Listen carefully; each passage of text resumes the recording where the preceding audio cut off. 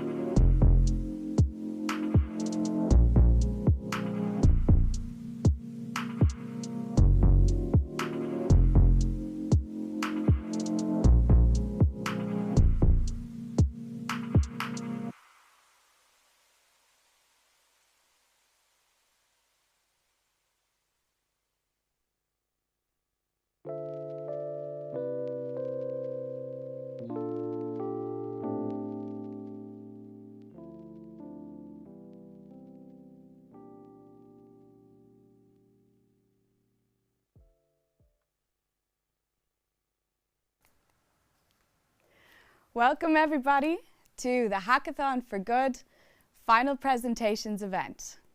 I'm super excited to welcome you all here, whether you're here at the Hague Tech on location or you're joining us online on YouTube or LinkedIn or any of the live streams.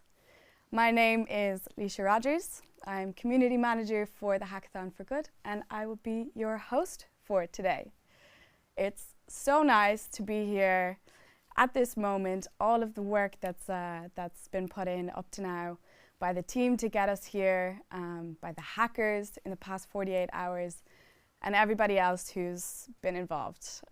So really looking forward. We've had some exciting challenges and some great teams, and I've been hearing some things about what the teams have been working on, so I'm really looking forward to seeing some pitches today.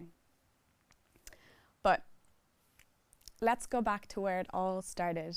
48 hours ago, we were here at the Hague Tech opening up the Hackathon for Good number 6. Let's take a look.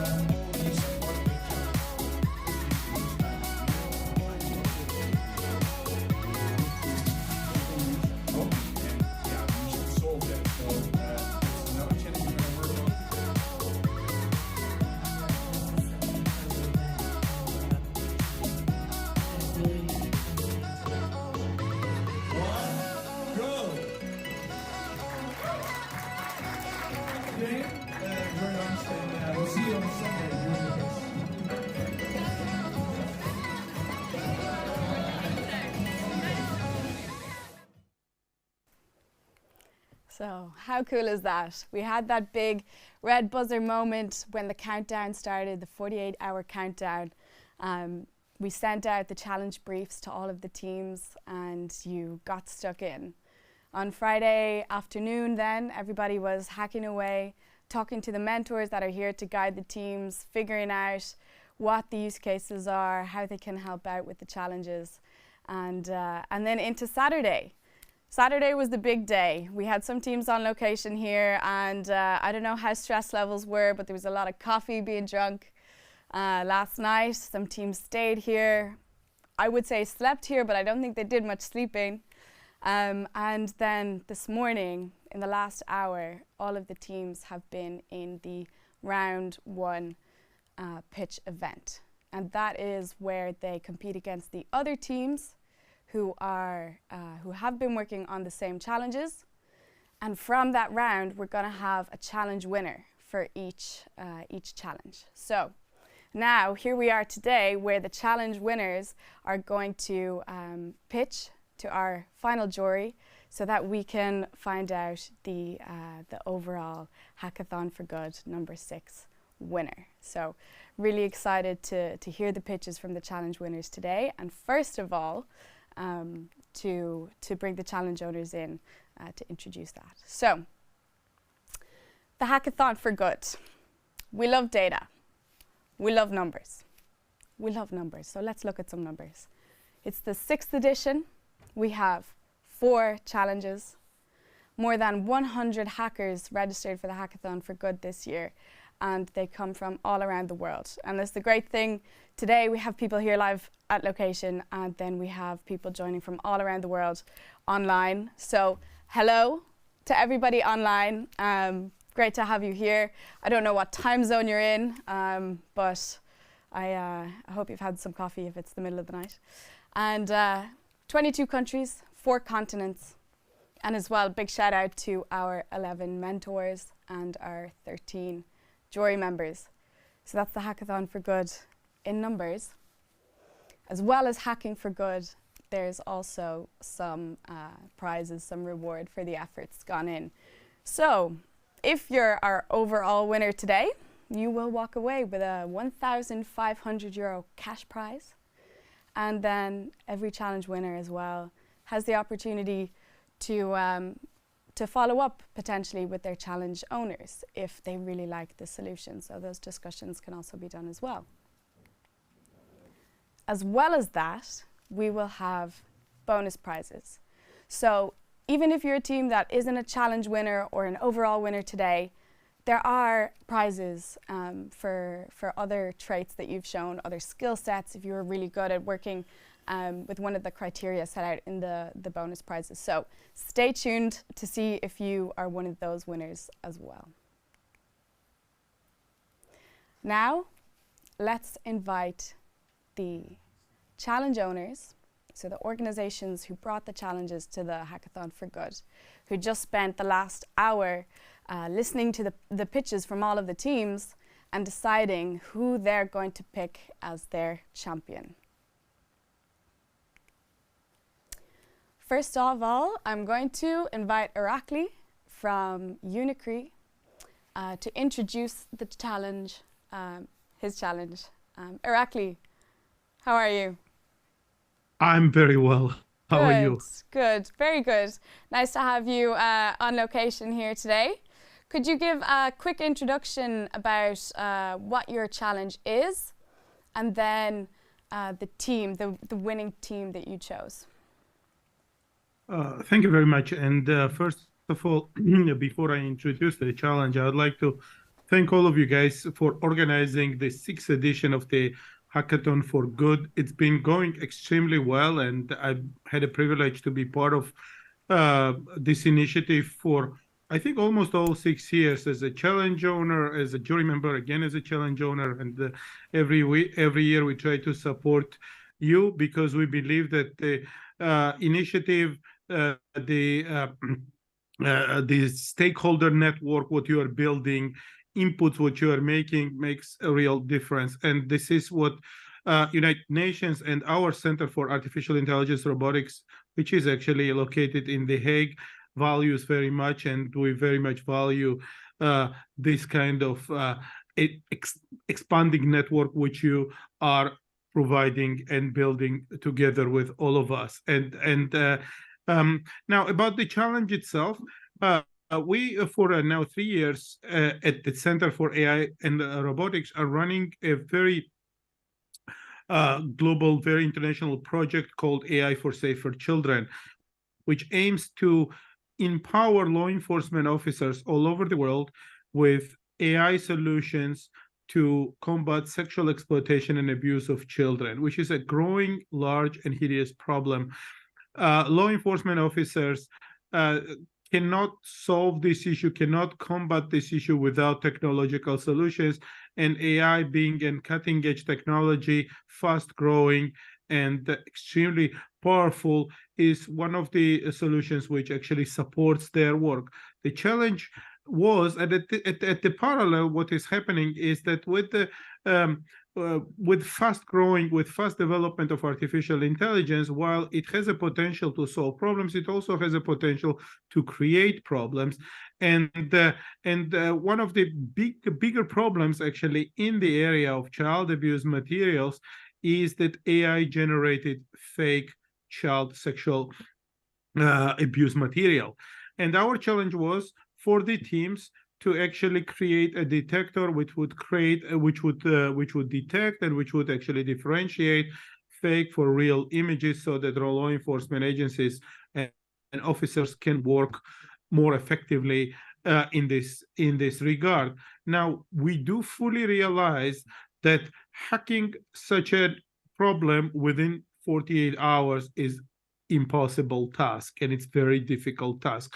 What we were looking for is right directions, right ideas, and some solvable sort of proposals of solutions which would actually help the end users to work more effectively. Now, we're very lucky that we have a specialized team from the law enforcement of UK present here at the location following this hackathon, and is willing and able to test some of the solutions directly. And we also fully understand that when we came up with such a challenge, it would not be that easy for many teams to participate. That's why we had some teams who dropped out. Now, to make the long story very short, is that we have chosen a winner of our challenge. That's the let me get this right. The name of the team is the team mostly from just master's graduate students from Utrecht, UTF, Utrecht. We really and we congratulate you guys for winning this challenge. Now, things about the solution. We do believe that this solution has a potential to be used in a real world by real officers, by real law enforcement agencies, and very quickly as well. We would want to work with the team for them to develop the solution further, to test this in real world environment, and then potentially being actually used and saving children along the way. That's why we are very excited about supporting this hackathon for many years, because we do believe that this is the type of interaction which it facilitates, and it helps actually teams and users and us as challenge owners actually to connect with each other and make something good out of it. That's why we call it Hackathon for Good. With this, thank you very much. Thank you, Irakli, for all of your words, and a big congratulations to UTF Utrecht. Well done on all your hard work, and a big round of applause from everybody online at the Hague Tech. Good job, guys, and you will be receiving a link, Discord link from our team to join this call so that we can invite you to do your second round of pitches. Well done to everybody else who competed in that challenge as well.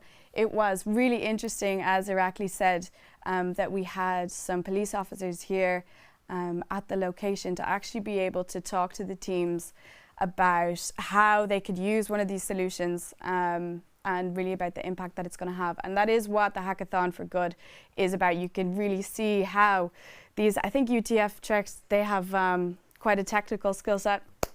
And then they're able to implement something that can be impacted, that can be implemented. So really great. And now moving on to the next challenge owner to introduce from the Hague municipality.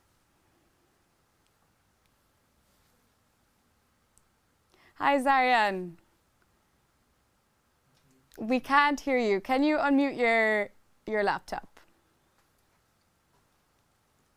Yes. Hello, Great. everybody. Hello. How's Hi. it going? It's going well. It was quite challenging and also not easy to choose a winner. It was a tough deliberation. But we did. So Great. Could you give a quick introduction on what your challenge was about, and then what you liked about the winning team and who the winning team is? Yes. Our challenge from the municipality was actually to streamline the sheltered housing process in The Hague. We agreed at the municipality that the method we are using at this moment is actually outdated and is not efficient. It costs a lot of users in the chain, a lot of time and effort, and it's also not transparent. So that's why we put a challenge for the Hackathon for Good. The question was actually to come with a system, an application, and solution to streamline the housing from the housing for the people who seek shelter in The Hague, and to come with a solution from the start of the chain till the end of it. And it was also a close call in our challenge between two participants, and that was the Sorry Geen Dienst and Coffee Breakers. For the Sorry Geen Dienst, we were really intrigued by the use of AI in the solution, but the solution was only for the beginning of the chain. not for the whole chain. So the winner is coffee breakers for our challenge. Congratulations to Coffee Breakers. Yeah, and our motivation was because the coffee breakers came with a solution with the whole chain from the beginning to the start, from the beginning when a homeless person seeks shelter till the matching process. So thank you for that. But we were really intrigued by the use of AI by Sorry Geen Dienst, and we would like to follow up on that. So the winner is Coffee Breakers, but we will keep in touch. Nice. Great to hear, Zaria, and thank you very much for sharing and being a part of it. And big congrats to Coffee Breakers. Please check out the relevant links from our team and join the call for the next round. Next up, we have the shortage of water professionals in the Global South. I don't know if, did we see something? Hi. Thank you. Hi, Mohammed. I also want to start actually by thanking for this opportunity to join in name of Wavemakers and IHG Delft and to collaborate and work and also see what kind of ideas arise from such an initiative. It's really hopeful. While it also made some things or the decision process very hard, it gave us a lot of hope, to say it so. Great to hear. Can you tell us about your challenge? Yeah. So, as the name of the challenge also states, there is a blind spot on when we think about the shortage in the water sector. So we have a lot of we have a demand and need for water professionals, but we don't know exactly how much, where, which skills, and which job roles. This is also due to the lack of proper data. We knew that this would be also a problem for the challenge participants.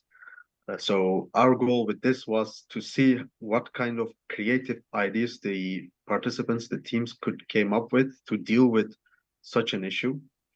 And we actually saw that they were quite successful in mapping at least the shortage of data and closing that blind spot. That was the first step.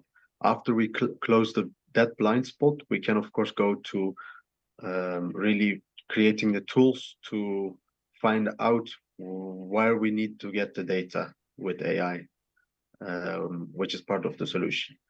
And then there's a lot to do in 48 hours. Yeah, definitely. But so it seems like they orchestrated all together to create a solution with the 3 teams. So actually, what one for each stage of the journey. Yeah, every team took part of the solution. Yeah, it seems. So we had quite a discussion also in between the jury members. We had to choose for one, of course. And if we have to talk about why we chose for the team that won, it is because they implemented a first algorithm that shows how to find this gap and how to acquire more data. So I really want to thank them, and also it's a great success what they did. But also, let me just again say that the other teams have a great tool as well. And I am really interested in talking and discussing with all of the teams, because, as I said, we need all of these solutions, actually. Yeah. And then getting to the winner of this challenge. Dun, da, da, da. The winner of the challenge is the RDNA Deloitte team, which implemented a very great, actually, well done to that team. First step. So thanks, guys, and I'm really interested in seeing how we can work and actually improve this to further to take it further. That we have. Great. So congratulations to that team. Well done to RDNA Deloitte. And well done to all the other teams competing in that challenge as well. It sounded like there was some really good presentations came out of it. And this is really what the Hackathon for Good is all about. And seeing how welcoming that the challenge owners are to also working with the teams afterwards and seeing how these things can be implemented. It's great to see. Okay, so next up, we have the Rapid Bias Identification and Correction in AI Challenge. For this, I'm going to welcome Shravan Shah to the chat to introduce this challenge. Great, thanks for having me. Thanks for the Hackathon for Good team to have me here as challenge owner for this challenge. I'm first going to present the challenge. I think we were looking for how AI developers or how the AI can quickly kind of identify and correct racial biases in the existing data sets that are available around the world. So we're also looking for maybe a technical side, but also the business side of it on how this tool, which will be developed by the teams, one of the teams can be used in the business on the business side. So there were two teams, I think, who were really, really good in competing, and there were some discussions from the jury as well. I think both the ideas were really nice in their own way. The way they used the data sets and the outputs that they got in this 48 hours. So sweet and short, I think the challenge winners are Fair Minds. And why did we go for the Fair Minds is because they also had a business case at the end of and the product or the prototype was also really nice. We also think, and there's a feedback for the other team, which is Entourage Penguins. The Entourage Penguins, I think the only thing that they lacked is the business case. And we would like to follow up all the three jury members also with both the teams on how we can maybe develop this as a product. So yeah, congratulations once again to Fair Minds, and thank you so much for having me. Big congrats to Fair Minds. Well done, challenge winners. It's a really exciting moment. You'll be invited in the next stage now to make your presentations here. So well done on all your hard work. We know it was a lot of hard work, and now you're through to the next round. As well, good job. Well done to all the other teams. Make sure that you give yourselves a big pat on the back because although you may not be challenge winner, there's bonus prizes as well. And I'm not usually one for giving points for participation, but I think with something like this, with the Hackathon for Good, just the fact that you're getting involved and that you're doing something to make change, to make an impact, is already a win. And if we keep this energy going, looking at the organizations that are coming here today with the challenges and then connecting with people who can in 48 hours create a solution for something and make an impact. So how can we take that energy forward? Make sure that you think about your next steps. So if you didn't win today, how are you going to keep that energy going, whether it's in another hackathon or in the companies that you want to join or anything like that? Keep the energy going. Okay, and now we have added some people to the studio here.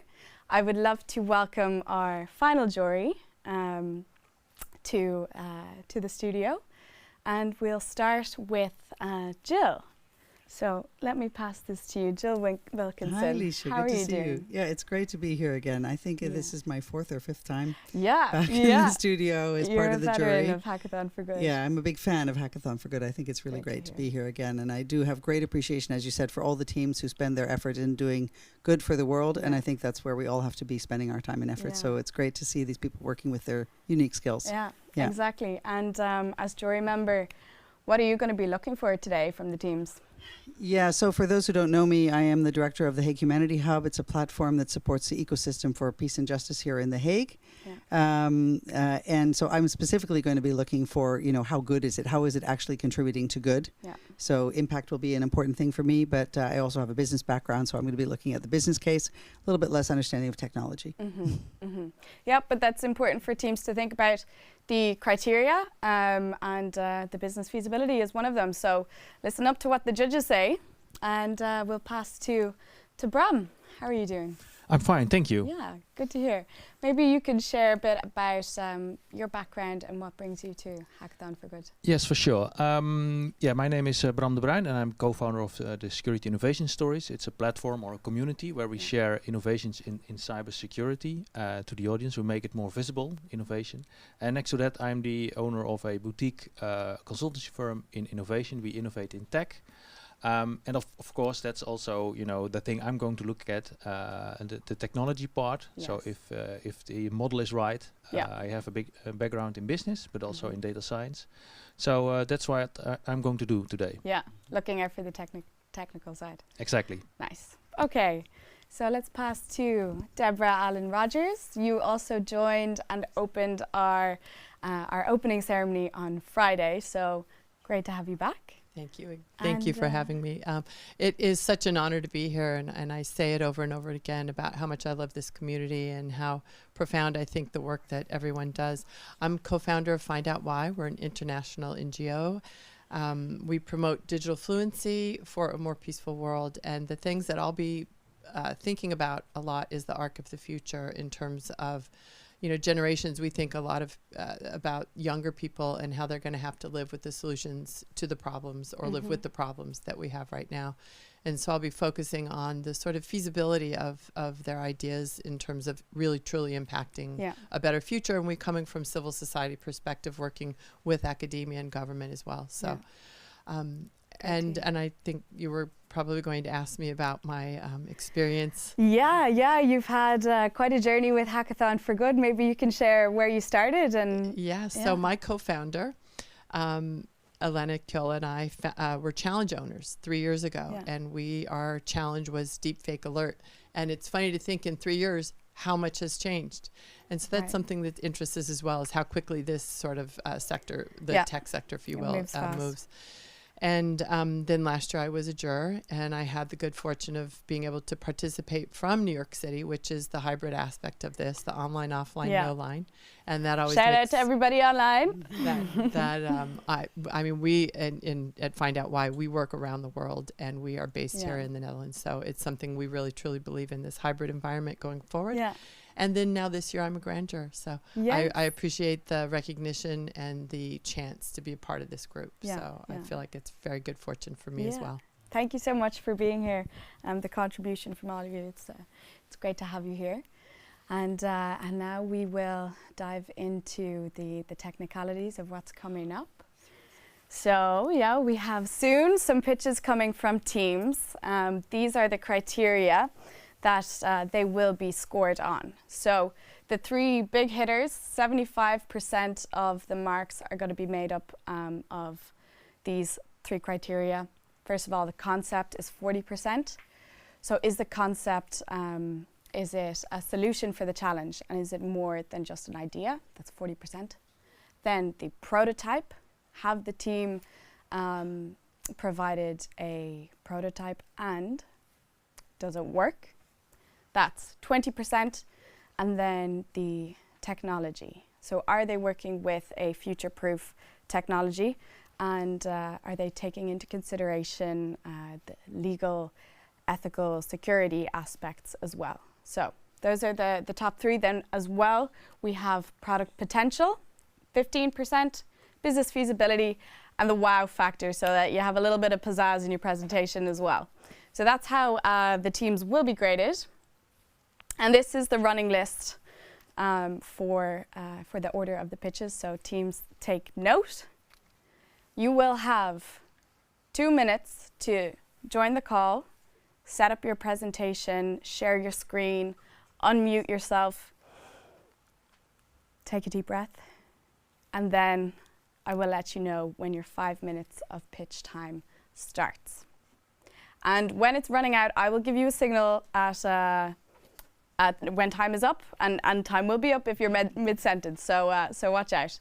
Then you'll have 3 minutes for Q&A and scoring with the judges, and then the same again for the next team. So, shall we get a bit of a drum roll? Hey. Round 2, everybody. Let's go. First up, we have the team for detecting AI-generated child sexual abuse materials. Hello, team. Can you unmute yourselves? Step 1. It is. Here we are. Yes. Can you hear us? We have sound, and we now have visual as well. Perfect. So take a deep breath, collect yourself, and when you're ready, let us know. Perfect. Well, I think we're ready. Okay. 3, Thank you. So, 2, 1, you're off. hello everyone, and welcome to our pitch of presentation of our proposed solution for the challenge of detection of deepfakes. My name is Massimiliano, and today with Oscar and James, we will present to you Kindergarten, our proposed solution. We come from, me and Oscar, from a background in artificial intelligence, and James from, he works in front-end development. So, nowadays, currently, law enforcement lacks an effective and comprehensive method for determining the truthfulness, mostly, of child sexual abuse material. So, and this really hinders their ability to prioritize what they need to focus on. So, whether they are genuine leads or a false one related to a fake material. And this, of course, really adds to their psychological burden on reviewing this massive amount of distressing content. Most importantly, they currently rely on mostly on a lengthy manual labor of analyzing each piece of information. And this generated content is nowadays increasingly going to be to increase in size because of or thanks to the new technologies that the offenders are using to create such content. So for this problem, we propose Kindergarten, which is a proprietary deepfake detection system that is based on a state-of-the-art computer vision model, which scans and input images, whether one at a time, at inference time, or a batch of images, and automatically labels them as real or fake. This process results in a comprehensive and intuitive dashboard that the law enforcement officers can interact with, which shows and reports the output of the Kindergarten system. So here, this shows percentage of images that were categorized as fake, real, or uncertain. And the uncertain category is where our next step comes in.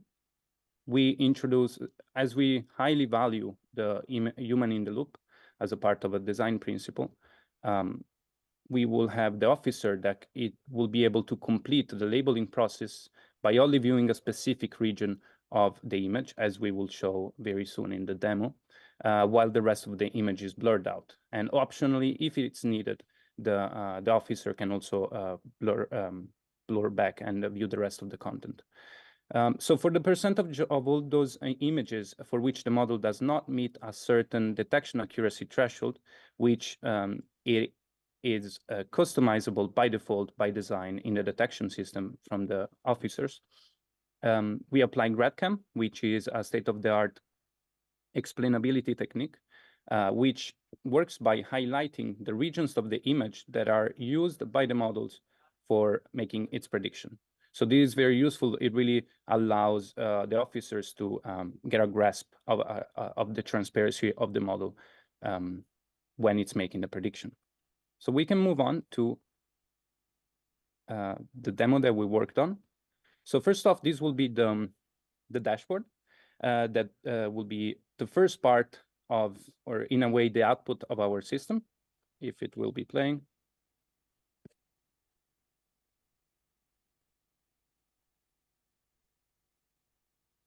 Yes, so here you can see the different category distribution, and the law officers can select in it and review the rest of the material. We then have a, sorry, I need to refresh this, a demo for the actual masking. You have 1 minute left, team. Perfect. So here, as you can see, we go from the mask to the actual material. We also did it with an image from this person does not exist because we didn't want to disclose the sensitive information of child abuse material. And you can see that the model uses certain aspects of the system. So going back,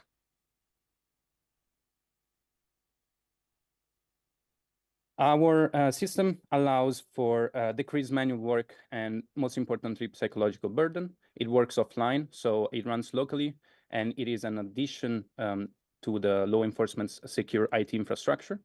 It allows for this analytics dashboard, which really intuitively shows model's accuracy and trustworthiness. It is optimally data agnostic, so it will work regardless of the image source or the technology that it is used by the offenders to create such content. And it also allows us, when we provide the service for long-term engagement. Team, well done. Okay, thanks for sharing, Team UTF Tract. Over to the judges. Do you have any questions for the team? Yeah, so first, thank you very much for your presentation. I'm looking at Bram and Deborah now and say, do we understand it all? Did we get it? Is it clear enough? Or do we have anything we want to clarify? I have one question. Okay. You want to pick up the mic? Microphone, yeah. I have one question. Maybe I missed it, but what are the features you're looking at to define a picture is fake or not? Can you explain it a little bit more? You want to expand on this? This is basically the whole image. So we have used a pre-trained model that was used on one of the state-of-the-art data sets for deep fake recognition. And in this case, well, the features are learned by the model, right? So that's what our AI implementation is about, that the feature learns the model. We don't manually select them, and this has been proven in research to be actually more precise than manually creating the features. Yes, so maybe to add up on that, as we showed on our demo, we already did it on a fake image from the website. This person does not exist. And indeed, the model picks up on certain areas, for example, eyes asymmetry, which tends to often be a challenge for systems that generate such content, or amount of fingers, or often earlobes are weirdly generated, or background tend to be unrealistic. So it was nice to see that even on a pre-trained model, not fine-tuned on child abuse material, it will already pick up on the information that is needed for the system to differentiate. Okay. Does that answer your question, Bram? Thank you, yeah. Question? Deborah, you have a question. All right, you guys, I have a question for you. And I'm thinking about your data sets and et cetera, and how you're navigating that. But I'm wondering about the user. If it's an investigator using this tool, is there traceability so that you can have like an accounting or an audit of what was looked at? Yes, indeed. I think that will be kind of by default, by design, embedded in the system, so that because very much we wanted to tackle the psychological burden that the officers have, and also the amount of time that the officers do spend looking at this information. When we talk with the challenge owners, we really realized that was the main issue. And in terms of tracking the employees, we thought of it in a way where, of course, every employee has a certain ID that allows them to follow different investigations. And while the dashboard may be available for all the law enforcement officers. Okay, team. Yeah. That's your time. That's your time.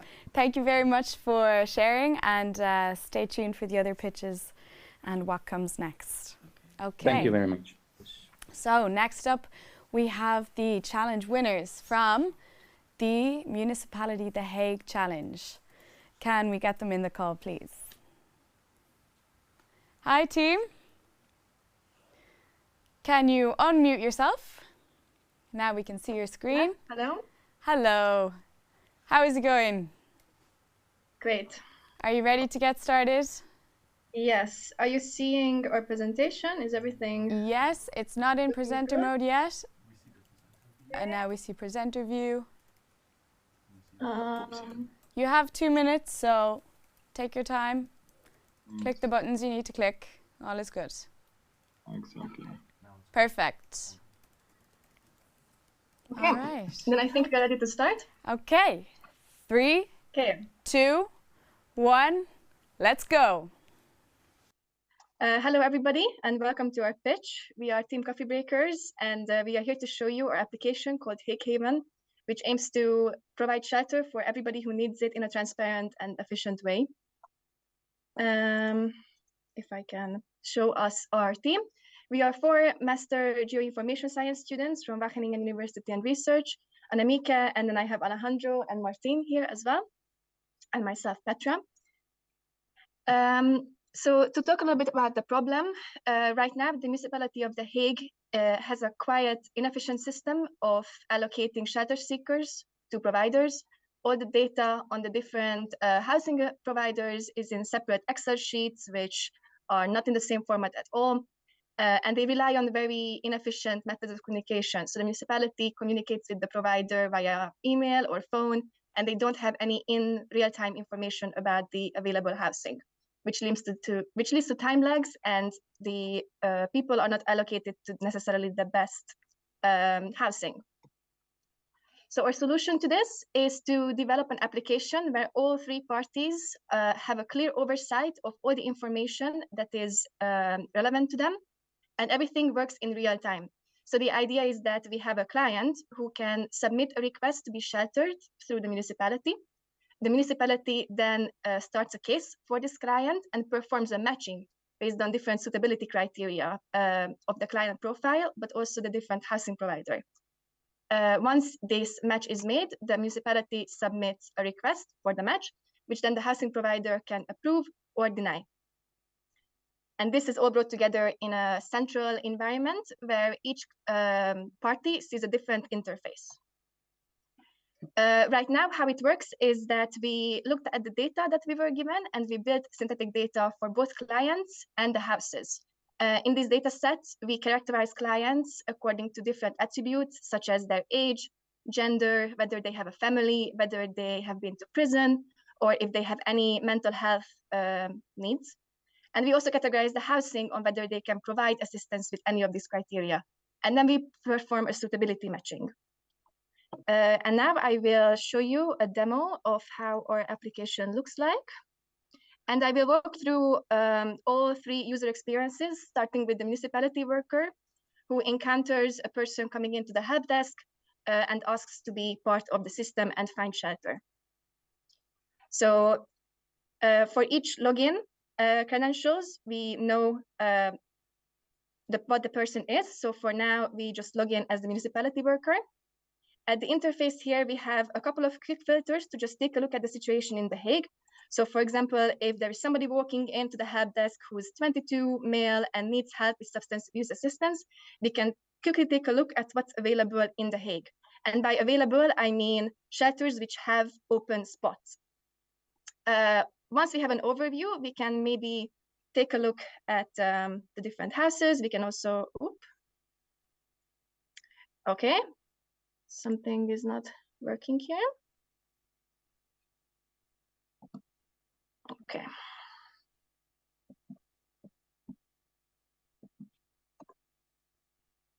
Sorry about that.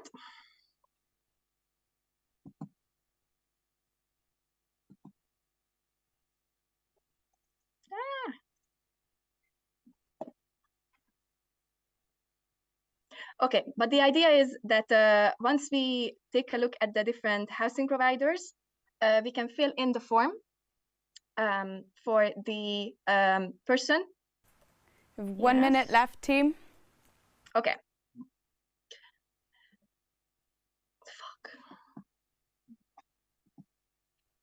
Explain it without the video? Yeah.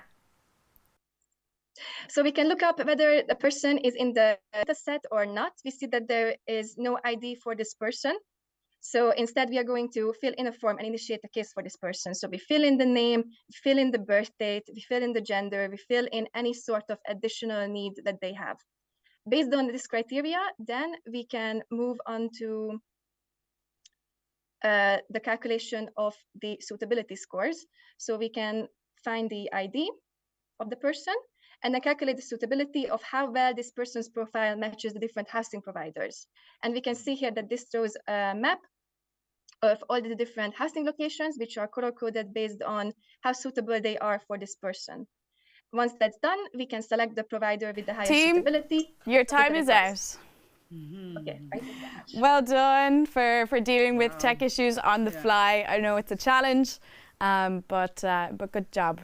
So over to the jury panel. Do you have some questions?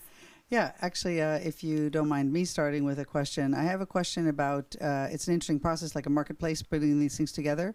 But it's not clear to me how much more efficient will the process be if you compare it to today. So what is your business case? How is it impacting the ability to match people? I get the process, but can you have an assessment of how much better will it be?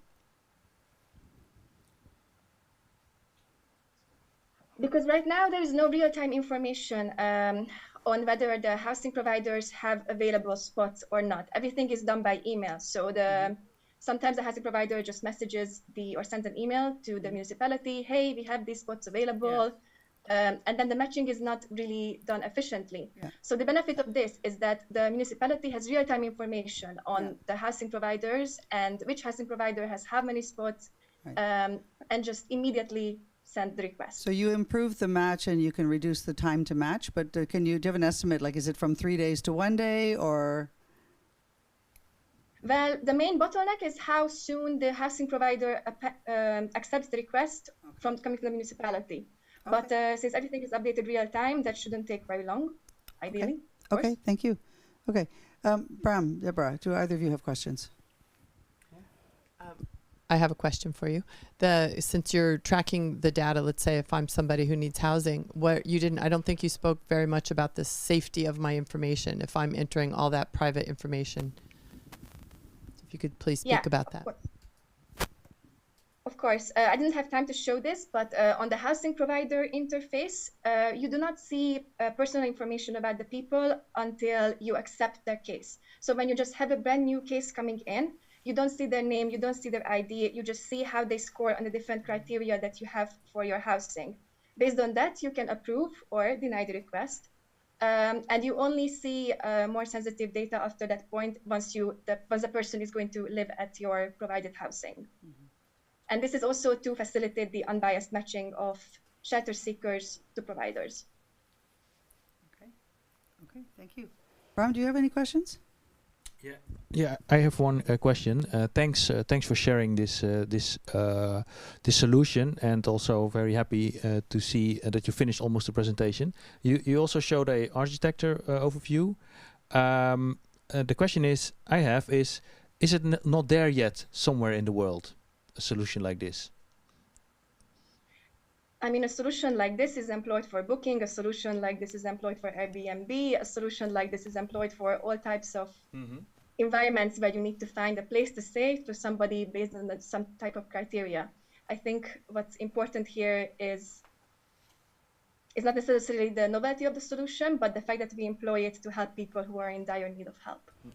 All right, that's time up for the question round.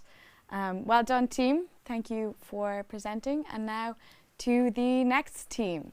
So the challenge is addressing the shortage of water professionals in the Global South. Could we please get the team in the call? Hello, team. Welcome. How are you doing? We will share the screen. Good. Where are you calling in from today?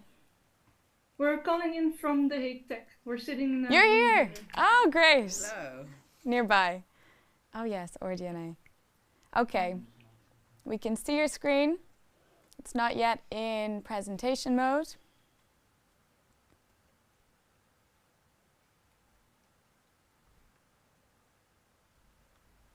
Okay. Yes. Thank you. Thanks for your patience. Okay. Let's go. 3, 2, 1, time. Okay. So thanks, everyone. We're a team RDNA Deloitte. And we tackled a really interesting challenge. At least we thought it's really interesting because it's not really something you stop to think about when you live in the Netherlands. But actually, over the world, there are more than 770 million people who are living without access to clean water.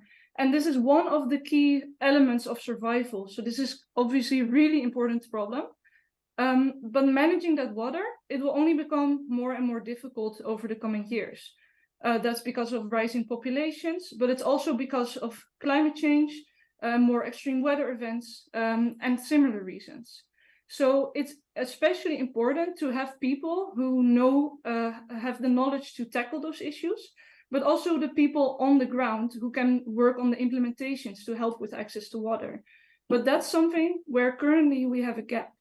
So the question was, how can we actually map the gap we have currently, where we're missing this knowledge?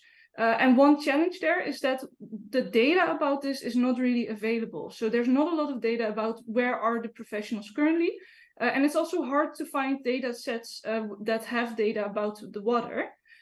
So that's what we worked on. We tried to make a tool which imports data about water sanitation, but also which predicts then the situation in the future. And the reason we try to focus on this is because we think that if you can predict what's the situation in 2030, that's really what's valuable for the decisions you make now, because investing in education, that takes time.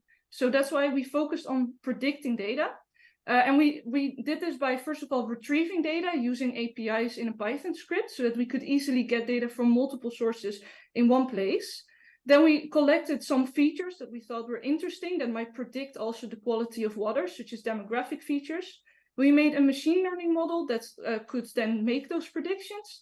And then finally, we also created a dashboard in Power BI to visualize those predictions so that we can really use the insights from the data for decisions that we make. And the dashboard is what Letitia will show now. So as the output of our machine learning model, we created this dashboard, which is the final tool that professionals can look at when trying to detect the water availability score per country. Water availability is an approximation of water access and sanitation of the water present in a country. And here in the dashboard, you can also see the number of people that live in the areas where water access is categorized as either low, medium, or high. And the very nice feature of our dashboard is that here on the left side, you can select with different filters. You can select which country, sub-region, or region you want to look at, but specifically the year.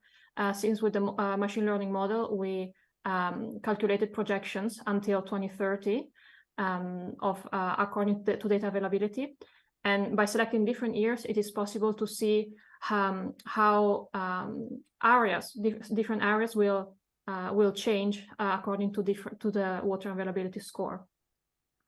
Another feature of our model is that it currently it has different features, such as you can see here the average rainfall in every country, the average surface temperature according to various climate change projections, total population over time. And all of these features are used to calculate the predictions for water availability score. But even more important is that according to 1 minute left, team. Which feature you're interested in, for example, skills of water professionals, education level in a country, if you want, you can add all of these features, and that will makes the model adjustable to everyone's needs.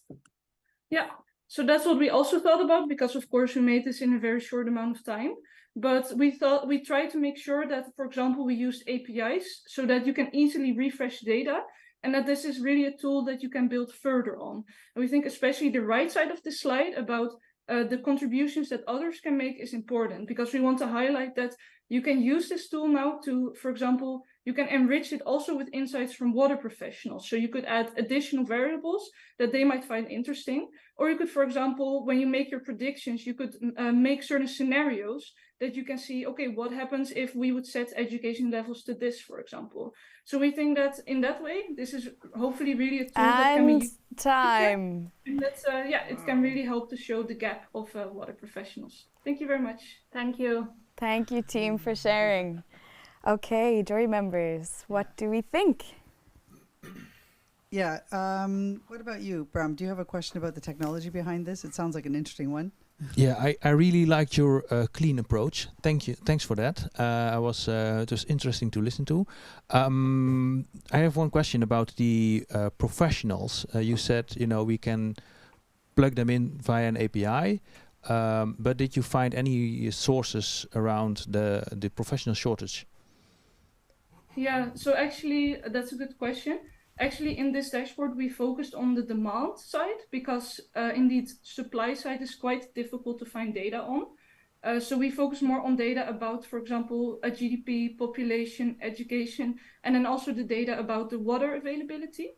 But we were thinking that if you did have, for example, information about education in your model, and it showed that certain parts of it are really predictive, that could also show maybe what kind of things you would need to invest in to reduce the water or to solve the water availability. So we thought that in that sense, it could maybe point you in the right direction towards supply as well, because unfortunately we were missing the data. We couldn't find the data for that.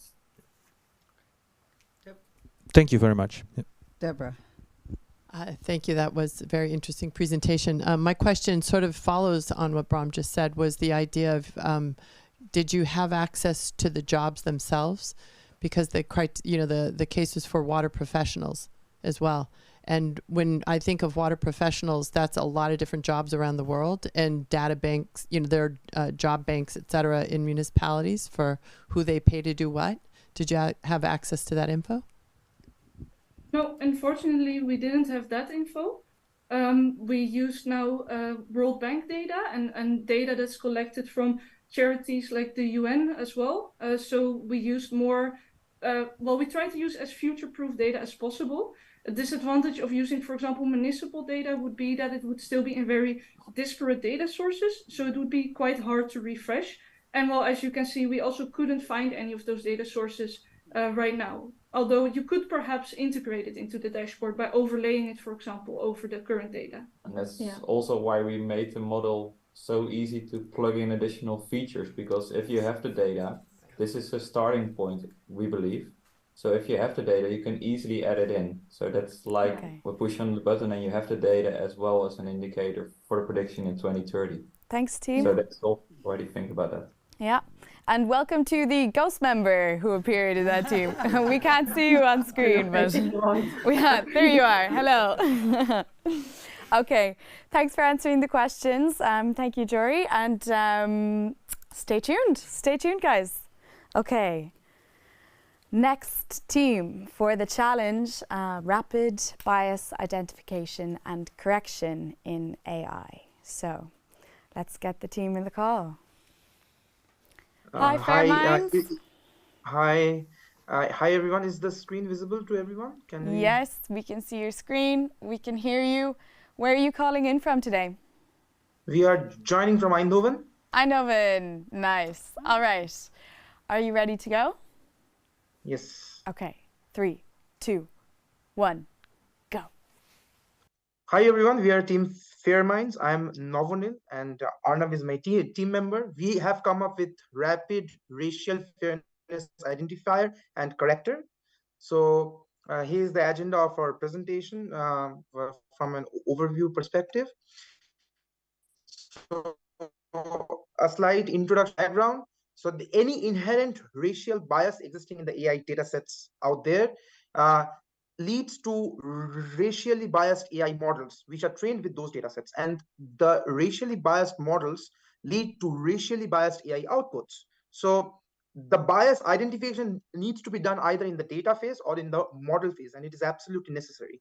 So the data set that we wanted to show as an example, we chose it to be the US adult census income data set, which the use case that we figured out is to predict whether an adult in the US is earning more than $50,000 per year or not, and without being racially biased towards the citizens in the US. So the value is to provide predicting the income without being racially biased, and this leads to social and ethical awareness in the society. So the approach, we are going to be a little bit technical now. So we start with identifying the inherent racial bias in the adult census income data set. Then we train a model, an XGBoost model in our ML pipeline. We get the outputs from the biased model that we obtain, and then we apply a bias correction algorithm on top of it, which is called equalize odds to be false positive rate. And then we visualize the biased outputs and the unbiased outputs, see the improvement after bias correction, and also analyze the performance of these two outputs in terms of the performance matrix, model performance matrix in the form of a dashboard. So to implement this, we have used AWS Databricks. Why? Because of two reasons mainly. Firstly, to make use of the ML flow framework, because it's a wonderful pipeline framework where we can introduce the bias correction method in our ML pipeline to obtain the outputs from a biased model and correct the bias in it and generate the unbiased AI outputs and show it in a dashboard. Secondly, we get the dashboard functionality in Databricks as well. So now we jump into the demo. So here is the demo. I hope you can see. So this is the snapshot of the data set. You can see the race column, which is the protected column that we have to deal with in the income. And this is the inherent racial bias identification in the data set. And as you can see, like the blacks, among the blacks, there are only 12% of the people who are earning more than $50,000 per year. And in whites, there are like more than 25% people earning more than $50,000 per year. So this is the inherent racial bias present in the data set. And after we introduce the bias correction, so you see the red bars. The red bars are basically the percentages before bias correction, which are very lower. But after bias correction on the AI outputs, we see higher percentages of people who are earning $50,000 per year. So this is a post-processing method that we use after model development. And does this bias correction come on the expense of model performance? To answer that question, we are also doing a comparison of the biased and the unbiased outputs. And we see that though the precision and recall cancel out each other in the two approaches, but the unbiased outputs win because they have much higher accuracy and F1 score than the biased outputs. And this is a confusion matrix of visualization as well, just an add-on on the performance matrix. Now, coming back to our presentation, what is the business impact that we introduce? Firstly, the racially unbiased AI outputs are very important in three different sectors. Firstly, the financial sector, because the banks, there is a compliance issue in the banks. They have to comply with the regulations of the EU. 1 minute left, team. Especially on the credit risk models. And secondly, the government, they have to provide unbiased services to the citizens. And the big companies, they have to hire talents being unbiased across all the racial groups. Secondly, we wanted to show another important insight. We have developed a rapid bias technique. Our pipeline takes 4 minutes, but our pipeline does have a tuning mechanism that takes 3 minutes. So essentially, our pipeline takes only 1 minute. So hence, our approach is quite rapid. That's pretty much it from our side. Thank you. Okay, well done, team. Thank you for sharing. Over to the jury. Do you have any questions off the bat? Yeah, thanks, guys. It was very technical, so I'm not sure I can answer a question of a technical. I do want to ask a question about when you see the impact at this. I like the business impact that you did, but how does this translate into business impact? Can you give us sort of imagine I'm a financial institution. How is this data, this visibility for me going to change the way I do things so that it's less biased? For example, if you consider a bank, if they want to provide loan services to the customers and they use a racially biased data, they will be bound to provide loans to, or they will provide loans to the more, like, let's say, white people or this kind of people. But if you provide an unbiased data, that means they will be more inclined to provide same facilities to all racial groups equally, and it will be also kind of sort of like compliant with EU in the future, maybe, because then it will be more racially fair to everyone, so that everyone can access to the financial services and benefits from the banks and other financial companies equally, like not only loans, also fraud detection, and also even opening an account can be around this. Thank you. I think we have AI. a couple other questions, so thank you. That answers my question. Thanks. Okay. Yeah. Okay, I'll ask a technical question, then I'll hand it to Bram. I'm very curious about the data sets that you used. Were you able to detoxify them? Because we know that data sets that we're using all the time have been built in years past or months past, and the bias might already be designed in. Did you have a way to detoxify? Yes, basically the dataset has some inherent bias, and our bias correction algorithm works post-processing. So we train the model on that data, we get the outputs from the model on the test data, and then we apply the bias correction algorithm, which is equalized odds on the false positive rates that come out as AI outputs.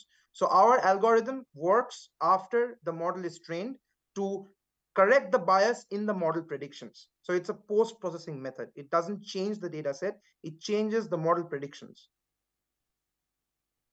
There's another question. Let's go quick. Okay, yeah. Yeah? Go ahead. I have a question about overfitting. Because you trained the model a lot on that data set. Can you explain a little bit more about that? Sure. So we split the data 80% training and 20% testing. We only trained on the 80% of the data, and whatever performance on the graphs that you have seen are on the test data. And we made sure that neither the biased or the unbiased outputs are overfit. Like the performance on the test set perfectly complies with the performance on the training set. Okay, team. Maintaining the bias variance trade-off. Thank you. Thank you very much. And that is it for our challenge winners presenting their pitches.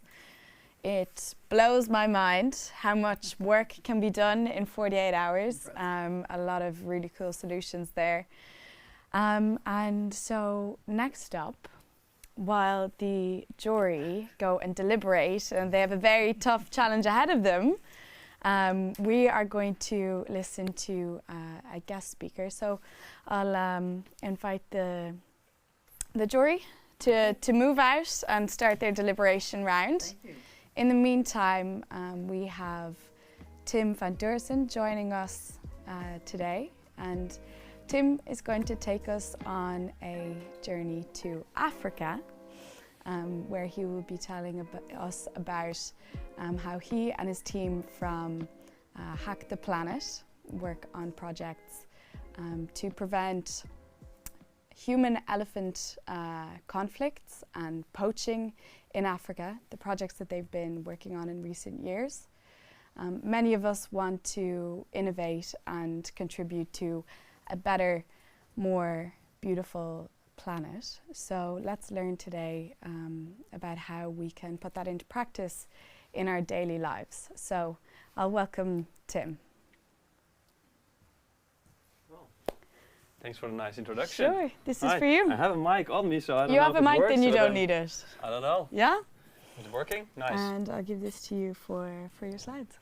Yeah, perfect. Right. Well, first of all, many respect for this 48 hours. I've seen great presentations so far. So that's brilliant. So before we start. Zal ik mijn wifi nu eens aanzetten? Hij staat nu op min 77 RSSI. Technologie heeft de wereld al veranderd. Momenteel zijn we heel erg druk met het maken van technologie voor de bescherming van de natuur. Dit heeft gewoon een impact op de wereld. Je weet dat wat je nu aan het maken bent. Yeah. All right. So dat wordt echt so before we start, my name is Tim. I work at Hack the Planet. It's a department I run at Q42. Q42 is a software agency. So we're in the Netherlands. We're in The Hague and in Amsterdam. You might have heard of us before. We're at the Binkhorst. And basically, so you guys give you a signal if the video is ready, right? That's perfect. So basically, I started, and this day really reminds me at how Hack the Planet started. I founded Hack the Planet in 2016, and I started at a hackathon pretty much similar to this one. We started working, we worked on all sorts of different things. Like we, get time to spend on crazy projects, silly projects, things that you make you smile, basically. And these are fun, of course. But I was always wondering, like, if this time that we're using, like 48 hours, if we can, set our minds to cases that really matters, like the ones you've been working on, what can we do? And so before we dive into it, I want to start with the video I just wanted to show you. Zal ik mijn wifi nu eens aanzetten? Hij staat nu op min 77 RSSI. Technologie heeft de wereld al veranderd. Momenteel zijn we heel erg druk met het maken van technologie voor de bescherming van de natuur. Dit heeft gewoon een impact op de wereld.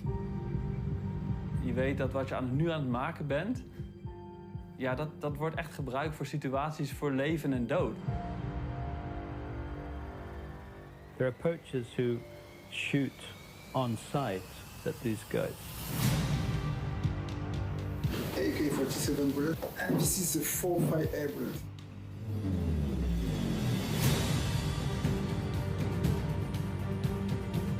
Forest elephants are the mega gardeners of the forest. They are a critical component of the rainforest. If we lose the African rainforest, then the planet is in real trouble. With the ivory poaching pressure, numbers have decreased massively. Dit is echt een gigantisch probleem. Hoe kan het dat er dan niet alles in het werk wordt gesteld om iets aan dat probleem te doen? Wat we eigenlijk gemaakt hebben is apparatuur, slimme camera's en mobiele telefoonsensoren om ze van betere informatie te voorzien wat er gebeurt in hun park. Dit is the eye. It's the eye of the elephant. Ik weet dat deze hardware die we hebben ontwikkeld uiteindelijk ervoor gaat zorgen dat hier levens mee worden bespaard.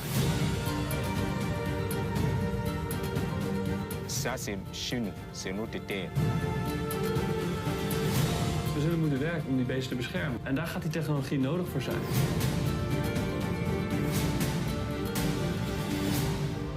You know, it sounds dramatic to say it's a matter of life and death for the eco guards, but fewer of our eco guards will die, and more poachers will be caught if we can deploy this technology.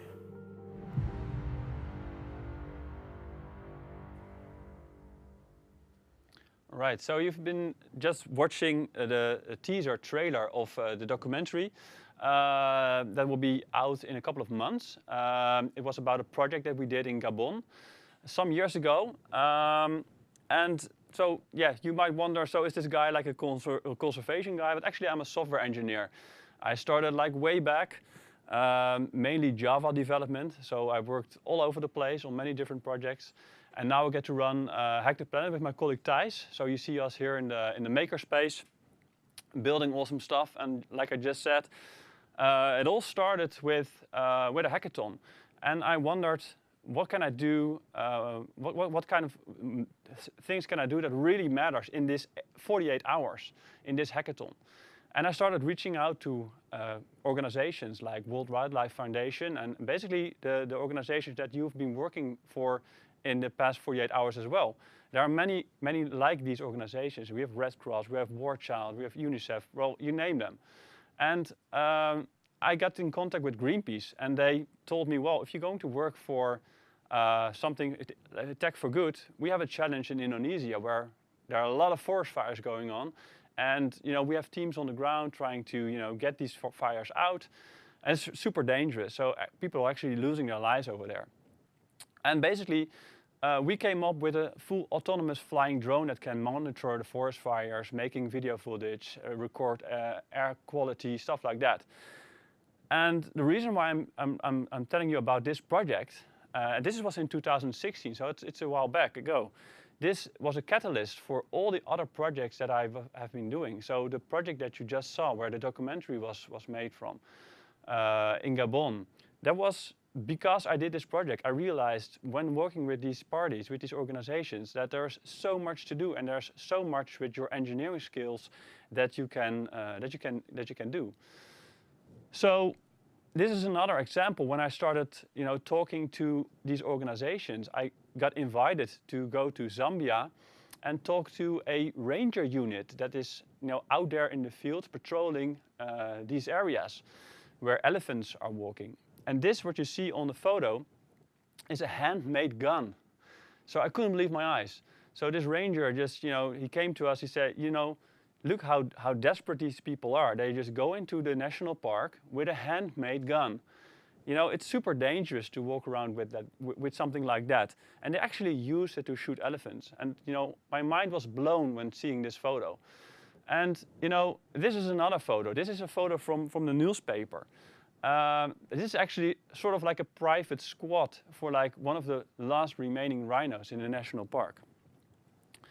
So, you know, and talking to these rangers, they told me, you know, we work with small teams, we are patrolling the area, and we have technology. But this technology, you know, is like, you know, we have walkie-talkies, we have like, you know, we can communicate with each other, and we have these camera traps. And I was like, camera traps? I didn't, you know, I don't know if you ever heard about camera traps, but for me this was the first time I heard about camera traps. And you can see it on the photo. It's basically what it is. It's a camera with a motion sensor, but it's, you know, it's a bit more sophisticated than that, because, you know, these rangers, they put it on these trees, and whenever, you know, something walks by, like a human, an elephant, a rhino, or like basically anything, a photo, you know, gets made and it's stored on the SD card. And when I first saw it, I was like, oh, that's cool. But at the same time, you know, we know that there are people in the national parks, and, you know, probably there are a lot of photos of poachers, which there are. But you don't get any notification from these cameras, because the photos are just sitting on the camera. You have to actually go back there, and on the photo you can see me taking one of these SD cards out of there, retrieving the photos. So when you walk through the camera, you get the SD card out, then you know what happened. And, you know, these areas, this is a photo I took from a small plane in Gonora Zoo in Zimbabwe this year. This national park is 5,000 square kilometers. So imagine if you are a ranger squad of about 10 people, which is a big ranger squad, I can tell you. You have to protect these national parks, and poachers can come in like from anywhere. So it's finally finding a needle in a haystack, and these cameras, they can help. But if they don't provide you any information of what actually is going on right now, they're useless for that situation. So I figured back in 2018, I figured out this system, right? I mean, you see it on the picture. This is what you want, right? I mean, this is a camera trap, and, you know, if you have some machine learning there, you immediately know what's going on. So, but at the time I didn't know that this system, you know, was going to use machine learning. I just figured, well, if this camera would be smart enough to know what's on there, and it could alert the rangers, that would be a big game changer. That's what I thought at the time. So we started out on a mission, and the mission was, let's get this technology in the rangers' hands. Let's get them more efficient. Let's solve this problem of them having stupid cameras. Let's give them smart cameras.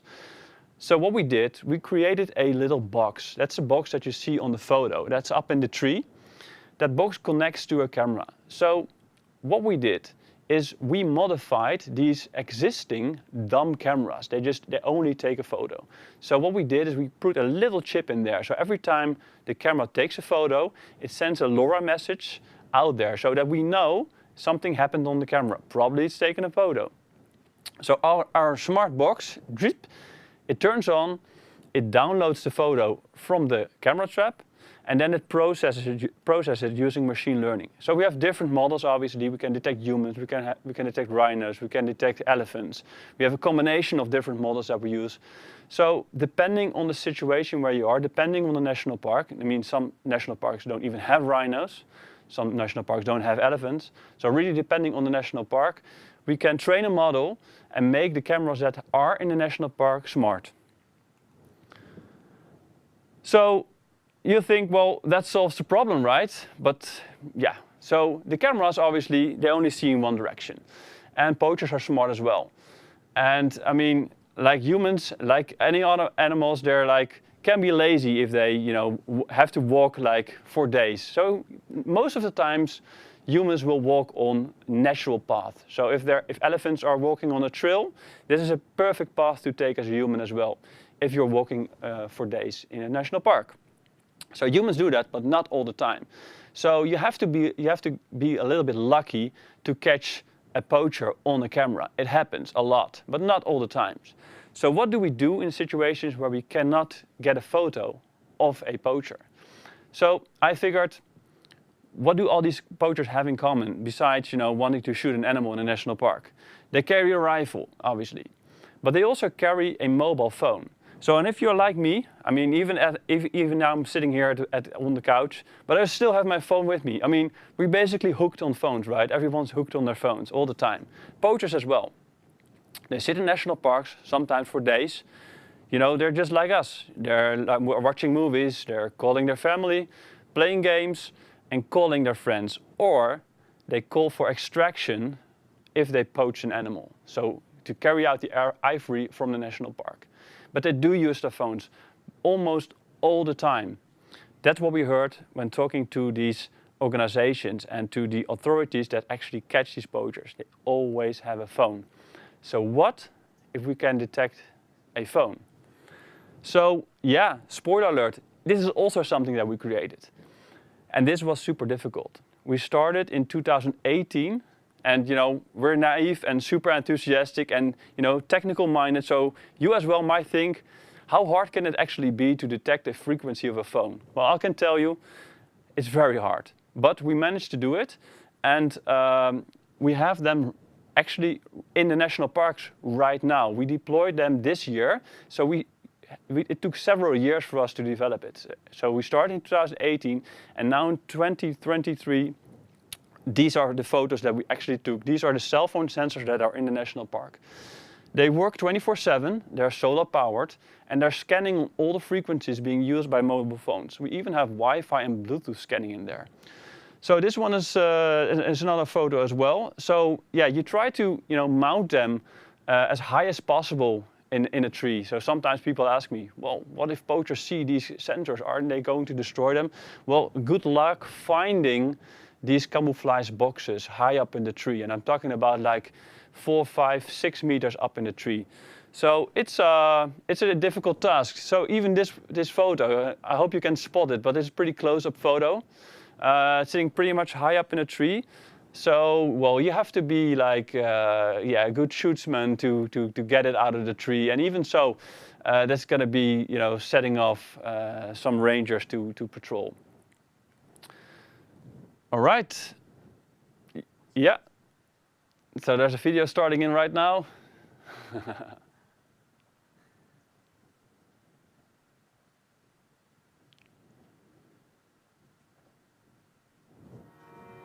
Yeah.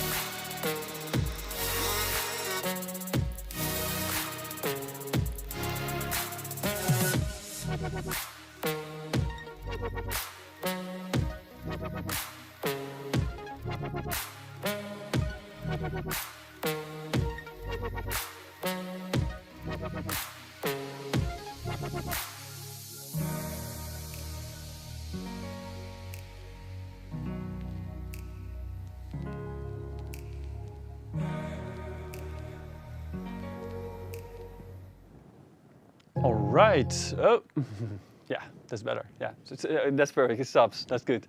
So, yeah, this is just a video to show you how such a deployment and rollout looks like. And if you're a bit like me, I mean, I'm like normally like sitting behind my desk, writing software or just being busy behind the computer. So I think it's funny to see if you really like pursue these kinds of things. And we have to work super hard to get like this technology on the places that you just see. It's not just like you come up with stuff and then you're like out in the field deploying that stuff. You really have to pursue what you think is worthwhile. So that's a message that I want to get across as well for these type of hackathons. It's one thing to come up with an idea and to make a desk prototype, but you really have to, put in the work and collaborate with people to actually make it happen and make it that it will be used in the field. And I have some other examples for this as well. If you start digging and you start working and collaborating with these organizations and you start asking questions, you learn new stuff all the time. And in this next video, I'm going to give you an example of something that we learned recently.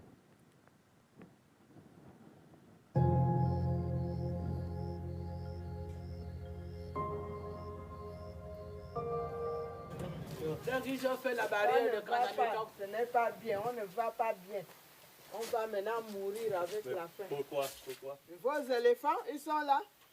Dedans, ils sont là en train de manger. Nous-mêmes, on n'a plus accès de piétiner nos plantations. So, this was in a small village in Gabon. The village is called Casamabika. It's very small, and just a few people live there. But around the world and in Africa, there are many of these villages with small farms. And what happens, what you saw in the photo, is that we deployed like camera traps in the field. And so we got in contact with these people. And like a couple of days later, we went back, and this is like a scene in a documentary that was shot when we were talking to these people. What happened is that elephants came by and they, walked into their farms and destroyed the whole thing, which is a disaster. Because many people depend on the foods from these farms. So we started investigating what's the situation, how can this be, how does that happen? Well, it turns out what happened is it's pretty simple actually. I mean, like elephants are like roaming the forest and just looking for food. And if there's a farm nearby, they smell the food and think, oh, that's nice, let's just go there. It's buffet time. It's like everything's already there. We don't have to do any difficulties. We just go in and we just start eating. So obviously these farmers are not happy with that. So they go out sometimes in the middle of the night and they start chasing away these elephants and they start banging on metal drums and on oil drums. And we were like, when we were in the field, we were like, why are these oil drums there? And they told us that they were just drumming on these things. And we're like, and you have to imagine, like I've seen engineering solutions today, and many of them. So you have to imagine, like being in that field as an engineer. And the day before, you were putting out camera traps that could identify elephants in real time. And you see like this situation where people are manually like drumming on oil drums. And you have to think about. You immediately think we can automate this, right? I mean, this is what I thought. I was like, all right, this is a manual situation. We should be able to automate that based on what we were doing the previous day. So we came up like basically on the spot with an idea like this. So we know that there's an elephant, let's say a kilometer or 500 meters away from the village. We know it's there. We just we had it on a photo. So actually we had it on the photo. So the situation you saw there where the ladies were complaining about these elephants, we had these elephants on the photo, and if the documentary is coming out you can see that.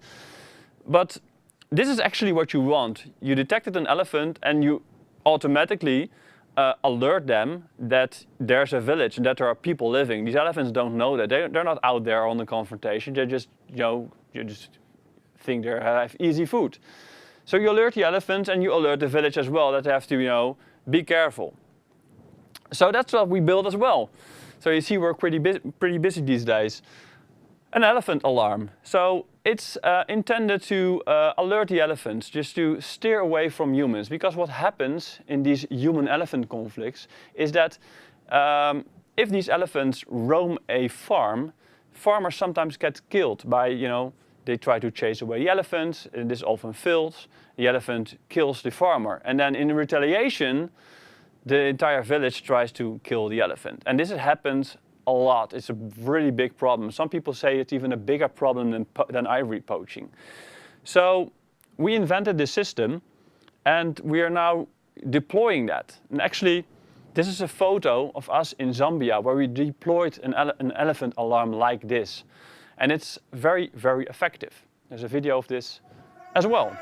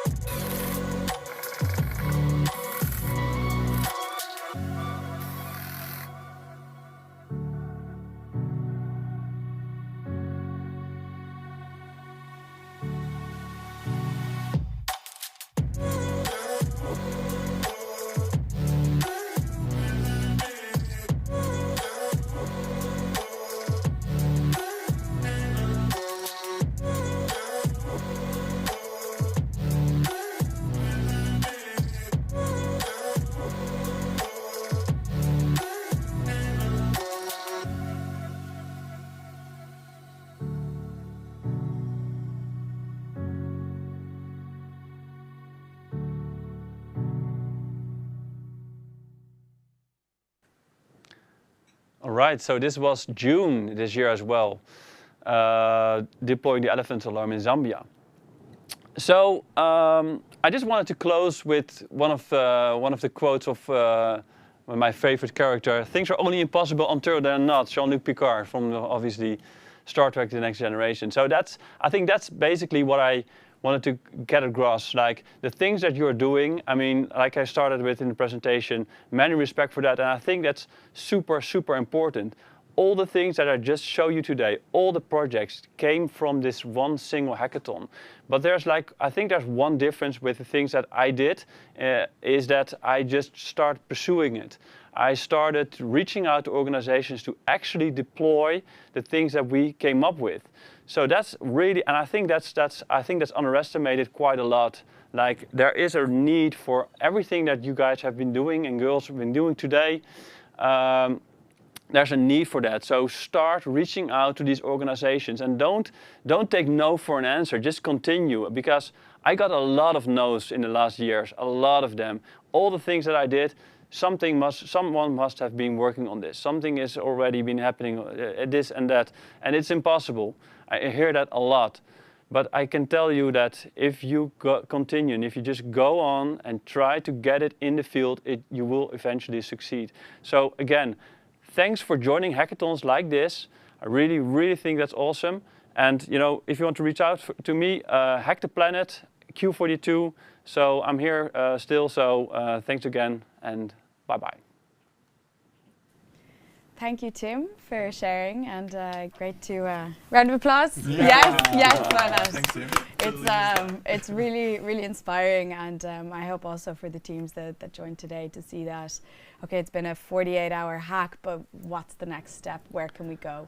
And I think we also saw from the challenge owners that there is some real solutions that could be implemented here. Yeah. But it takes going to those next steps, and there's a network here as well, the mentors, the experts, the jury. So reach out to everybody and put in the hard work, and they could be here next time giving the presentation. Absolutely, be here next time. Yeah, exactly. So thank you very much for joining us. And thank you as well. Sure. Cheers. Thanks, Tim. Thanks. And so now we are joined by the partners from our bonus prizes. First of all, we're going to give the mic over to Luca, who also joined as a mentor from AWS, and I think has been on the Discord, on the phone 24/7 for, well, almost. Yeah, Yeah, so in demand from the hackers. So thank you so much for joining. And please tell us about your bonus prize. Yeah, sure. So the bonus prize, what we call the Awesome Builder prize for this year is the Amazon's Echo Dot for the whole team. So if there were 3, 4, 5 people in the team, they would all get it. I don't remember how many team members were in the team that's gonna get the prize. But the goal is for us to award those teams that decide to use AWS as technology. I myself working for AWS believe in it, and being a previous hackathon participant as well, I know cloud services can really expedite the process in building something. So I'm super happy that some of the teams decided to use it, and this year's winner of the prize is Fairminds. So congratulations, guys! Congratulations to Fairminds. Yeah, just a word or two why I decided to choose to go for them. First of all, their demo was spot on. They used the live demo, so kudos for the courage. A lot of the teams provided videos, so it's also fine. But these guys were super courageous, and what I was most surprised about was that they really had an end-to-end solution really working. So the full pipeline, machine learning pipeline, and they competed in a very challenging challenge. So great job, guys, and I'll be in touch with you for the next steps. Yes, well done, Fairminds. Okay, so next we will hand over to Daniel from the World Startup Bonus Prize, please. Yeah, thank you, Alicia. So yeah, we have the Future Startup Prize. We have a platform for change makers, and where you can become a member. And yeah, we were looking at all the pitches, and we were looking for teams, who might have a scalable solution, can make some impact. And we want to congratulate Team Coffee Breakers. Yes. Well done, team. They have been working on the municipality challenge, and we think that this solution can maybe also implemented within the other municipalities. So we want to offer 3 months of membership. Help them to discover, how do we work with the municipality of The Hague, but also what is needed for the other municipalities to implement such a solution. Yeah. So yeah, great. We'll see you there on the platform. Yeah, and this is like Tim said, this is the next step. So work together and then put in the work and see if something can be implemented. So really exciting. Yeah. We'll pass over to Marleen from The Hague Tech. Thank you, Alicia. I'm Marleen. I'm the event manager here at The Hague Tech, and I will be announcing the prize for the Hacker Connect prize from The Hague Tech. Big congratulations to the... no. Do you remember the team name? To the name of the team. Do you remember? No. Ion. Team Axiom. Woo! I'm so sorry. No, we were just building suspense, that's all. Yeah. So a big congratulations to you guys. You were the most visible here over the weekend. You were on site from the beginning. You were playing pool. You were utilizing the space. And yeah, we are very grateful for that. And therefore, we want to give you 3 months of co-working membership here at The Hague Tech for your whole team. So congratulations. Congratulations, teams. Okay. So well done to all the teams and the winners of the bonus prizes. Next up, we are going to welcome the jury back into the room. They have been hard at work discussing the pitches from the challenge winners, and should now be ready to present to us who the overall winner is for Hackathon for Good, the 6th edition. So, can we get the jury? Yeah? Okay. Maybe they're still deliberating? No. I think it must have been, a really difficult discussion. They're still deliberating. It's good that they're doing that. But I wanted to add maybe a thing or two about what the previous speaker said, and also address the participants. It's not only about them kind of trying to pursue their ideas and goals. It should be mutual. So for the challenge owners as well, to come back to the teams, maybe even ask the different teams to join forces, because we've seen some solutions that could be, had an overlap and one could fulfill the other as well. So again, as a former participant, I think the next step, especially if you feel that you've done something, the challenge owners should also kind of come back and see and ask them, like, how would they improve? What do they need? For example, do you need, funding? Do you need whatever space in the co-working area? So this will definitely trigger next steps. Yeah, and I think that's the important point, isn't it? Yeah, for sure. Yeah, keeping the momentum going. Yeah. And there's been so many great ideas. Yeah. So now we can welcome the jury to join us here on the couches. And thank you very much. Thank you.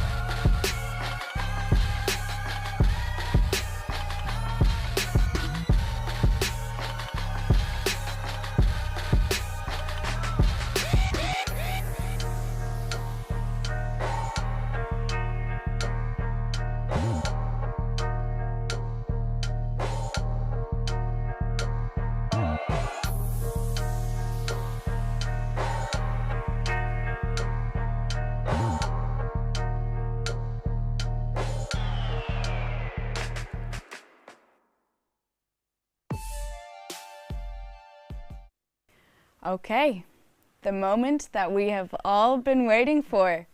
We have the jury back in studio here, and they've been hard at work making decisions for the last half an hour. So stay tuned, because coming soon, we're going to find out who the overall winner of the Hackathon for Good is. So, how were the discussions? What were you looking out for? How did it go? Yeah, so Lisha, it was a hard discussion. So yeah, it was a difficult discussion. Of course, we're coming from very different perspectives, as you heard when we introduced ourselves.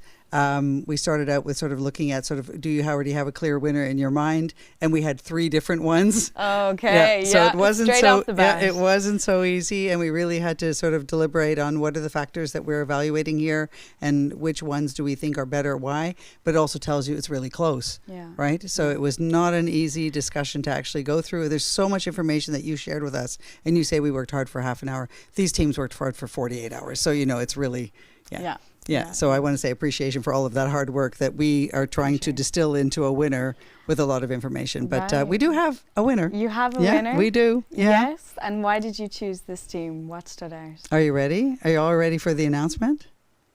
Give us some teasers first. Well, of course, we have the criteria, Yeah. right? So looking at the criteria, what we were looking for is actually the things that we said when we introduced ourselves, you know, how does it work with the human interface? What is the future proof of the technology? How complete is it? How much likelihood is it going to have impact? How well does it fit a challenge? So those are the questions we were asking ourselves. Yeah. For each presentation, for each you really one, broke it down. Yeah, we did. Yeah. We did. Yeah. Any arguments or discussion points, or was it fairly? Well, we had easy? some dissenting opinions, but not in the final decision. Not in the Okay. final Oh, that's decision. No. good. But how did you guys find it? Yeah, well, I think, you know, we saw 4 solutions that were quite different. So it's also very difficult to compare. Right. But, you know, with the criteria, it's possible to compare. But it was, it was quite a discussion, I must admit. Yes. So, but we realized to find a winner. Yeah. Great to hear. Okay, Deborah. I guess I would add that being a member of this jury for the first time and knowing, you know, that Jill is experienced at this, it was very helpful also because we were all very willing to share how we felt very honestly about all aspects of this challenge and each of the teams and the work that they did. So we really were impressed with all of the teams, and we just wanted to thank everybody for all their hard work. Yes. Yeah, for sure. Well done to all the teams. So, Jill. Are you ready? Yes, I think Really? we're ready. Is it time? Are we ready? Are we ready? Everybody Okay, online? all right. Shall we get Okay, a drum guys. roll going? So how many teams are out there waiting for this? So there's 4 teams waiting for the answer, but there were already how many teams involved in the whole thing? It was 20, was it? 20 teams. Okay, Yeah, so this is the winner of 20 teams 20 working hard for the teams. that's fantastic. That's Yeah. really great. Okay, so I'm going to try and make this a little bit suspenseful here. Right. As you already heard, a hard decision. We have a clear winner, but it was very close. So thank you to all the other teams for your excellent pitches and all your work, because we saw potential in everything that we saw here. So that's really great. This particular solution and this team came up with what we felt was the most comprehensive concept.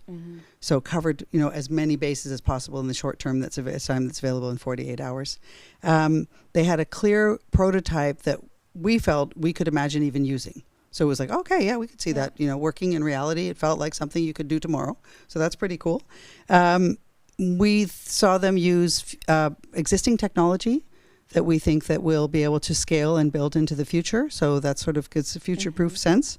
And they had an excellent answer to the challenge that was posed to them. So it seemed like, okay, they got a solution and this is what they asked to do. They came up with a solution to this particular issue. They even had a wow factor in their name in their presentation. So it was sort of like, wow, they've already branded it. That's pretty cool. You can even imagine this brand. Yeah. And then the last, and this is a bit of the spoiler alert, we felt that they took great care of all of the humans in all of the process involved, both the victims and the users. So if you're following, then you know that the winner is UTF Trecht with Kinderguardian. Congratulations. Well done, team. Congratulations. Well done, guys. So thank you very much. There you are on screen. How do you feel, guys? How does it feel?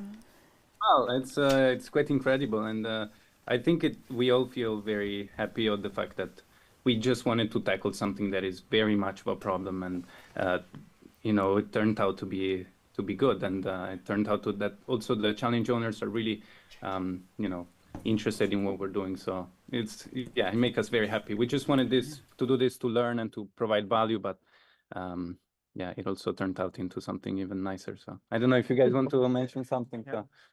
I have no words. Yeah, no, thank you very much. Thank you very much.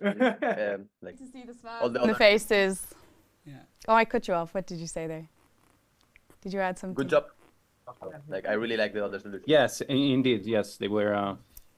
Yeah. I'm sure you had a very hard time to choose. Even as we were thinking of some other of them were very good. So yeah. Well done to everyone, and to yourselves as well. You get the grand prize, the 1,500 cash prize for your efforts, for your 48 hours of working. So Well done. And I think you're going to make your way to the studio. We're going to have you inside here. Nice. Yeah, that's great. All right, great to hear. Let's make some room. Yep. Well, Okay.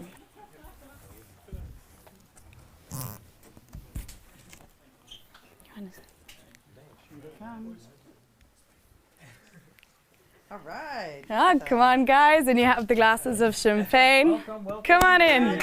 Congratulations. Come stand here. Thank you very much. Welcome. And yeah, this is for you. Yeah, cheers. Congratulations. Thank you very much. That's yours.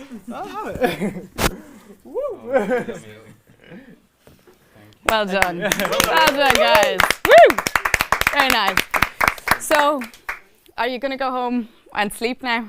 Yeah. Yeah. Tired. We'll go for a beer and then we'll see. Yes, you have to celebrate. Yeah. We heard about a Georgian restaurant. We're gonna. Oh, perfect.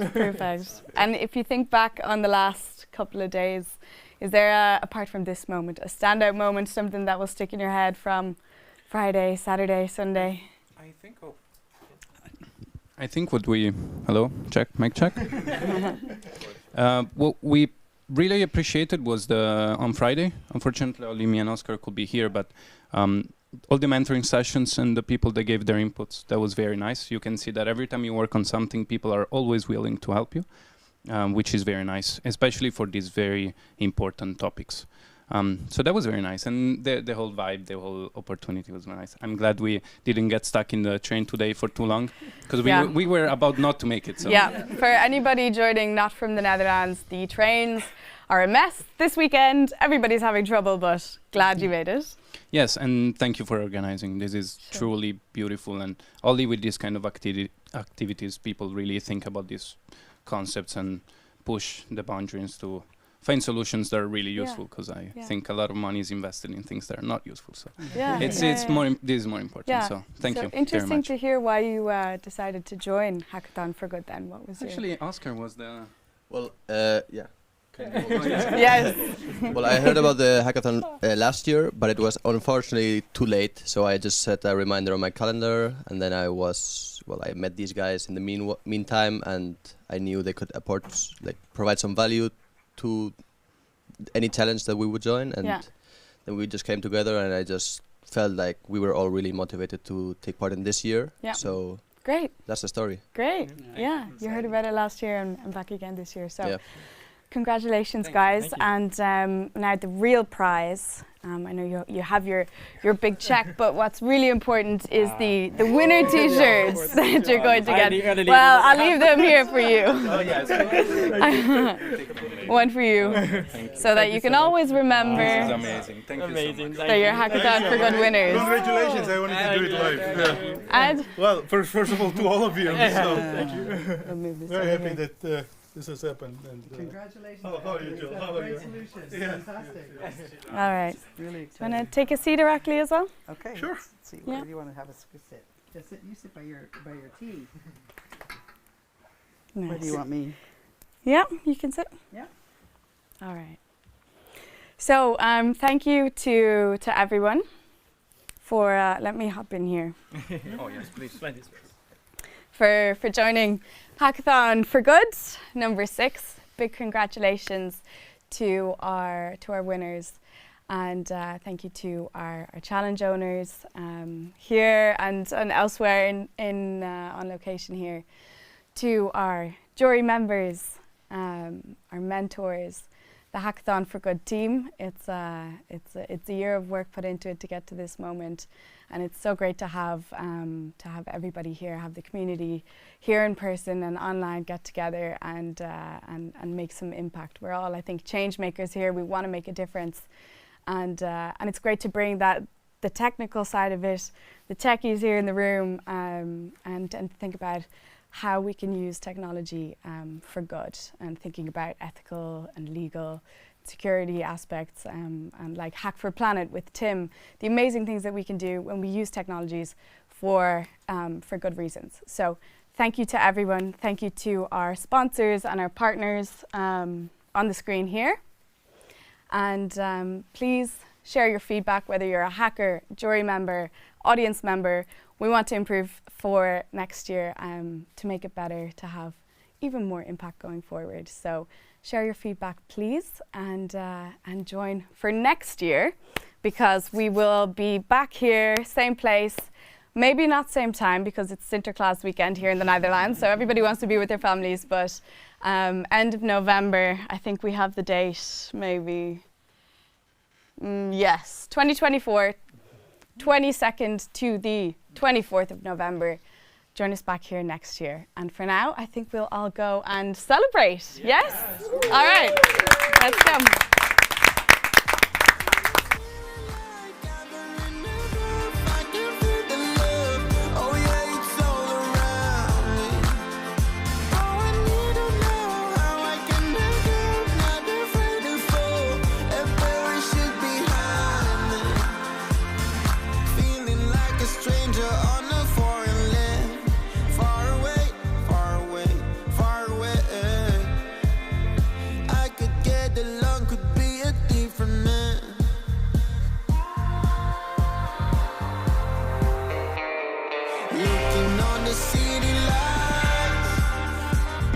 Flashing bright.